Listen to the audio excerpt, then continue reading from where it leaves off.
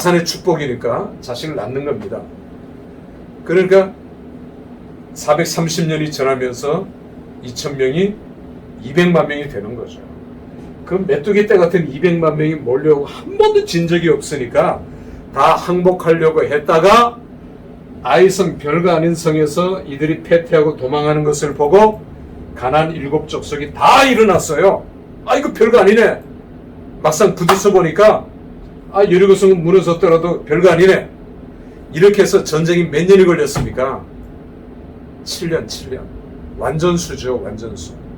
미국의 남북전쟁 7년인데 전쟁을 치르지 않아도 됐는데 다 항복하려고 했는데 그들의 교만, 그들의 불순종으로 말미암아 7년 전쟁, 가나안 7년 전쟁을 세 개로 나눌 수 있어요. 남부전쟁, 중부전쟁, 북부전쟁으로 나눌 수 있습니다. 자, 우리는 다음 장면으로 한번 넘어가 보죠. 자, 우선 12개의 지파로 땅을 분배했는데 이 땅을 다 뺏어서 분배한 건 아닙니다. 뺏기 전에 이미 창세기에서부터 이걸 예언을 한 거죠. 신명기에서도 똑같이 예언을 한 거고요. 창세기는 예언적 관점에서 12지파의 땅을 분배했고요. 신명기에서는 언약적 관점에서 약속이다. 반드시 준다. 가서 얻으라. 가서 취하라. 뺏어라. 그렇게 해서 하나님께서 12지파의 땅을 줄 때는 뺏어서 준 게 아닙니다. 들어가서 너희가 취해라. 들어가서 얻어라. 이게 하나님의 뜻이죠. 하나님께서 밥상 다 차려놓은 다음에 우리 보고 먹으라가 아니라 우리가 힘쓰고 애쓰고 노력해서 침노해서 얻어야 되는 것이지 가만 앉았다고 입 벌리고 하나님 주세요. 아, 이게 아니지 않습니까? 그래서 기독교는 진취적이에요. 기독교는 역동적이에요. 기독교는 그래서 기독교 국가를 보세요. 미국을 보세요. 서부를 개척했잖아요. 달도 개척하고 우주도 개척하고 이게 프론티어 정신이고 기독교 정신입니다. 동양적 사고는 그렇지 못해요. 부정적이고 소극적입니다. 그러나 서양적 사고를 보세요. 한 예를 들면 동양인들은 해가 뜨는 걸, 다 해 뜨는 걸 보러 가요. 그런데 서구인들은, 미국이나 유럽인들은 낙조, 해 지는 것을 더 좋아해요. 선라이즈보다 선셋을 더 좋아해요. 우리는 태어날 때를 거창하게 이렇게 하죠. 태어날 때. 걸어놓고 뭐 이렇게. 그러나 그들을 보세요. 그들은 죽을 때. 죽을 때 제일 좋은 옷을 입히고 장례식장 앞에 딱 세워놓잖아요. 마치 살아있는 사람같이. 화장하고 다 좋은 양복 입고. 하객들을 맞이하는 것 같이. 그리고 죽음의 의미가 우리도 기독교적인 건 천국 환송 예배죠. 죽는 거에 대해서 장례식장에 가서 울고불고 하는 거는 그건 믿음이 없는 거예요. 그렇다고 가서 이제 남편이 죽은 부인을 보고 왜 우느냐, 믿음이 없는 사람아, 이렇게 야단치는 것도 잘못된 거죠. 가서 그냥 옆에 앉아있기만 해도 되고 우리 위로만 해야 돼요. 다시 말하면 기독교의 관점과 비기독교, non-크리스천의 관점은 그렇게 다른 겁니다. 우리는 죽는 것이 영광이고 은혜고 감사예요. 이렇게 여겨야 돼요. 기독교인들이 그렇게 못 여기잖아요. 자, 얘기가 조금 옆으로 갔는데 이렇게 해서 12지파의 땅을 분배했는데 보세요. 루벤 지파 장자잖아요. 장자. 여기 야가예요. 루벤 지파가. 약속의 땅이 아닙니다. 약속의 땅은 요단강 서편이에요. 서편. 여기 요단강 동쪽이죠. 우리나라 저쪽 동쪽에 있으니까. 요단강 동편은 하나님이 주신 땅이 아니에요. 하나님께서 주신 땅은 여기 이집트 나일부터 유프라데까지예요. 그리고 요단강 동편이에요. 서편 이쪽이에요. 그래서 루벤은 언약하고는 관계가 없어요. 믿음이 없으니까. 제일 먼저 성질이 급하죠. 루벤이 성질이 물 끓듯 한다 했잖아요. 제일 먼저 도착한 여기 이제 모압 땅인데 우리는 여기서 살겠습니다. 그러니까 여기를 주시오. 모세요.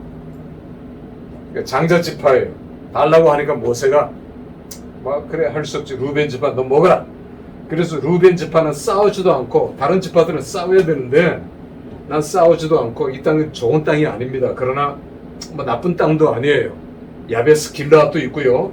아주 여기는 숲을 비옥한 땅이고 여기는 좀 이제 안 좋은 땅이고 사막이고 한데 루벤 지파는 제일 좋은 것을 얻었어요. 그 다음에 실바의 딸, 엄마가 실바죠. 갓지파도 그 실바가 낳은 다시 말하면 이복 형제들 중에 그들 맞이에요. 루벤이 하는 걸 보고 여기 우리가 주시오. 두 번째. 그래서 갓지파가 두 번째를 차지했어요. 여기는 그래도 조금 좋은 땅이죠. 야복강도 있고요. 물도 풍부하고. 므낫세 지파는 가만 보니까 이제 이 므낫세 지파가 욕심이 많아요. 왜냐하면 요셉의 두 아들 에브라임 지파, 므낫세 지파잖아요. 두 아들이. 그러니까 에브라임과 므낫세는 서로 라이벌 관계에 있기도 했어요. 이게 이제 에브라임이 작은 아들이고 축복을 받았잖아요. 장자의 축복을 손에 어긋나게 해서 축복했잖아요. 야곱이.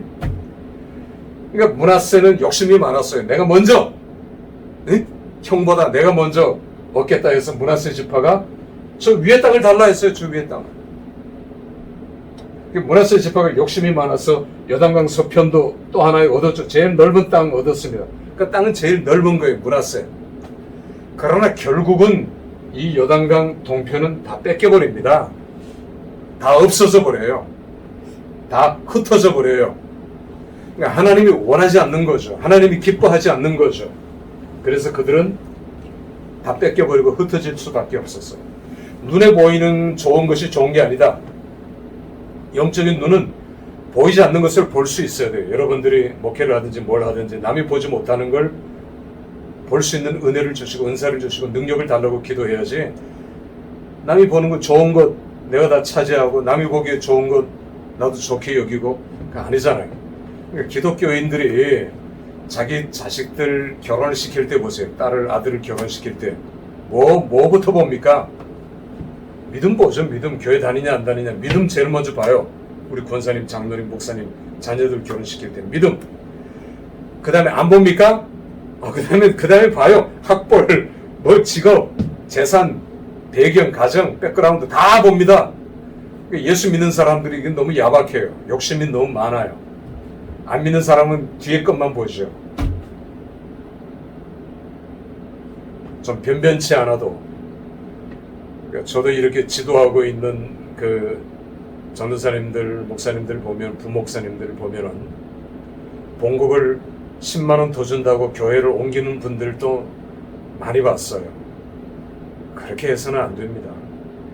내가 조금 힘들고 조금 어려워도 오늘 이스라엘 백성들을 보세요. 예를 들어서 유다 지파. 유다 지파는 장자 지파잖아요. 장자 지파는 늘 솔선수범했어요. 그래야 장자죠. 장자를 인정하죠. 내가 먼저 희생하고 그래야 장자를 인정하는 거지. 나 장자다. 누가 인정합니까? 유다 지파는요, 광야에서 싸울 때도 늘 맨 앞장섰어요. 그리고 제가 얘기했던 것 같이 이방 지파들 다 포용이었어요. 갈렙도 포용했다 했죠. 온닐 첫 번째 사사가 나왔잖아요. 그러니까 유다 지파는 지도에는 이런데 시므온 지파는 유다 지파 안에 있어요. 다시 말하면 유다 지파는 시므온 지파를 품었어요. 왜냐하면 이 시므온 지파는 문제를 많이 일으켰어요. 옛날에 야곱의 딸 디나가 산책 갔다가 세겜 성주 아들한테 붙잡혀가지고 강간을 당하죠. 그래가지고 야곱이 딸을 데려오고 나서 복수의 칼을 갈면서 거짓 언약을 맺습니다. 야, 우리 언약을 맺자. 나 장사꾼인데. 그러니까 세겜이 아브라함 당시에는 성이 없었는데 몇백 년 흐르고 야곱이 이제 그 지역에 갔을 때는 성이 있었어요. 성주의 아들. 그래서 야곱의 식구들 괜찮고 딸도 괜찮고 하니까 또 우리가 책임도 져야 되니까 범했으니까 그래 결혼시키자. 그래서 야곱이 뭐라고 그럽니까? 우리는 히브리인들이다. 우리는 할례를 한다. 너희도 우리와 언약을 맺으려면 교류하려면 딸을 주고 아들을 주고 그렇게 하려면 할례를 해야 된다. 이게 언약 백성이다. 할례를 해라. 그래서 세겜 성 사람들은 쿨하게 받아들여가지고 할례를 했어요. 자, 할례를 했는데 이 야곱의 두 번째 아들 레위하고 이제 세 번째 아들 시몬이 야밤에 사람들을 데리고 가서 세겜 성의 남자들을 다 죽였어요. 뭐 상상할 수 없는 어마어마한 일이 벌어진 거죠. 오늘날로 말하면 있을 수 없는 일이 언약을 파괴하고 이건 정말 말도 안 되는 일이죠. 복수하겠다는 겁니다. 그래서 레위와 시몬이 주동을 했잖아요. 그래서 야곱이 이 시몬과 레위를 얼마나 저주했는지 몰라요. 그런데 레위 지파는 회개하면서 제사장 지파가 됐어요. 그리고 광야에서 하나님께서 범죄한 이스라엘 백성들 뭡니까? 불뱀을 보고 범죄한 불순종하고 우상을 숭배했죠. 그 우상 숭배도 창세기 32장에 나오는데 출애굽기 32장 하나님과의 언약을 파기하고 그 우상 바알과 언약을 체결하는 겁니다. 왜냐하면 언약 체결식의 제의적 절차에 번제와 화목제가 있어요. 그러니까 그 금송아지를 놓고 번제와 화목제를 드렸다는 것은 제의적 절차를 하면서 언약을 체결했다는 거예요. 그러니까 우리가 흔히 광야에서 우상 숭배해서 하나님이 그들을 치셨다. 이건 한 50점밖에 안 돼요. 100점짜리는 하나님과 언약을 파기하고 시내산 언약을 체결했는데 그 언약을 파기하고 금송아지와 언약을 체결한 거예요. 금송아지가 뭡니까? 애굽의 신이잖아요. 오시리스라고 하는 애굽의 최상위 맨 위에 있는 신이에요. 애굽은 농경 사회니까 소가 제일 중요해요. 10번을 하나님께서 계속 치셨는데 10재앙 다 애굽의 우상들입니다. 파리, 이것들은 애굽의 우상이 사람을 괴롭히니까 떼구리. 그런데 사람을 괴롭히지 않고 도움을 주는 최상위 우상이 소예요. 소. 오시리스라고 합니다. 그 소를 이제 언약을 체결했다고 하는 것은 다시 애굽으로 돌아가겠다는 거잖아요. 애굽의 우상을 섬기겠다는 거고요. 하나님이 경노하셨죠. 그래서 동족을 쳐라 할 때 다들 머뭇머뭇거렸죠. 누가 동족을 칩니까? 그러나 레위 지파가 나와서 칼로 3,000명을 우상 숭배한 사람들, 지도자들, 남자들 3,000명을 쳐서 죽였어요. 하나님께서 그걸 보시고 레위 지파를 제사장 삼으신 거 아닙니까? 레위 지파의 후손들이 제사장이 된 거예요.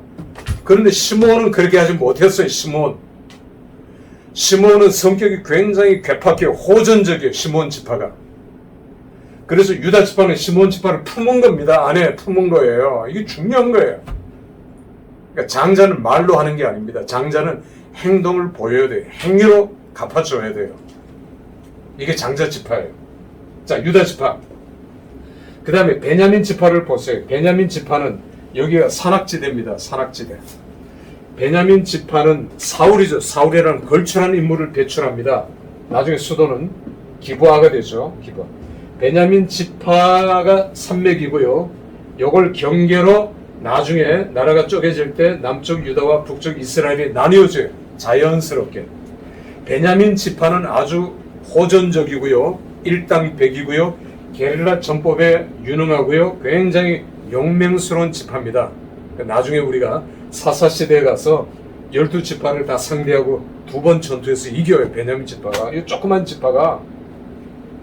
베냐민 지파는 산악지대에 거하고 있었기 때문에 아주 굉장히 행동이 날렵하고 싸움을 잘해요. 에브라임 지파는 제일 좋은 땅을 얻었습니다. 여리고가 있고 베들이 있고 지난번에 이제 실로가 있고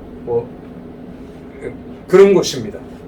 첫 번째 수도가 있었던 곳이고요.